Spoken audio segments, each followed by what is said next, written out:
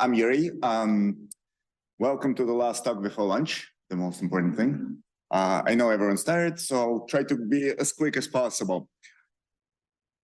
I do maps. I like maps. I do a lot of disruptive, mostly socially, but try to do technologically disruptive too.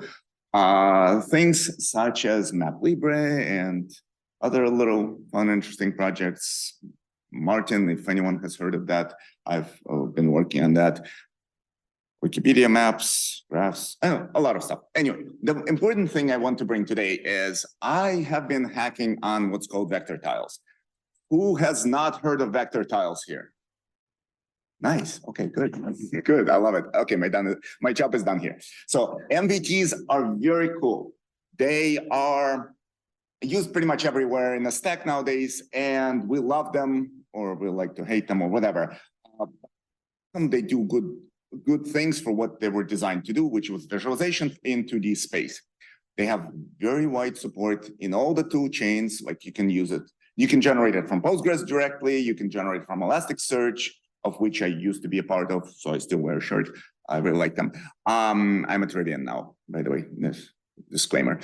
You can ship the tiles into standard packaging formats. They're all supported there as well. You can use MapLibre for visualizing them, as well as some other stacks like OpenLayers also supported. It's a great project. But the problem is they're pretty slow. They're only focused on 2D.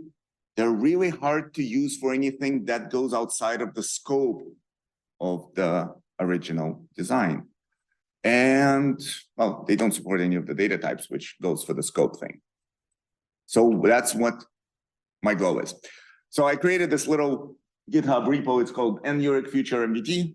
Self-explanatory. So far, 51 replies, 14 comments, 12 participants. Some of them are very well known in this tiny little Mapsy space of ours. And the idea is to expand MVTs to something better and grander, to cover data for cars. As I said, I work for Rivian, and we want to use them for other things. At least I want Rivian to use them for other things, and such as, for example, driving data about lanes and about elevation ahead of you, so that self-driving cars can think ahead or something. Metadata for curvature, for example. If you have a geometry, you want to know how that curvature changes along the lines. I mean, technically you could calculate it, but in some cases it's real hard, so it's better to do it server-side. Or just simple arrays of values that are also not supported in MVT. I've spoken with the Valhalla people. They also want to use it in some way, but they have their very different use case. They have tiles for routing. I mean, there is a geometry or a GIS component to them, in the sense that every piece of data they have is geolocated somewhere.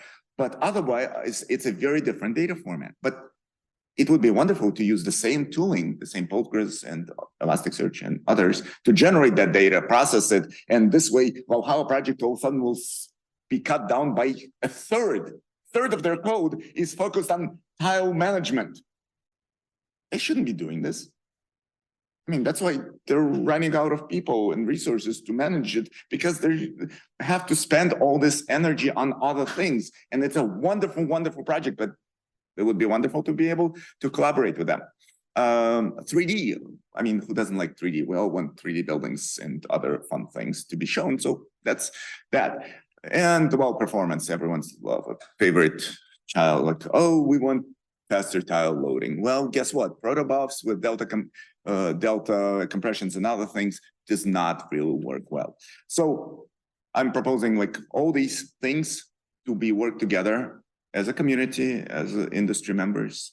Can improve data generation for Postgres. Now there's all these tooling available for that. We can do tooling for CLI data generation, data serving. As I said, MapLibre is hosting Martin. Martin is a tile server that can dynamically generate this data and create it in different formats. And we can do it visualization too, so that all the traditional tools like MapLibre can support it directly. Thank you very much. Please ask questions away if you have any.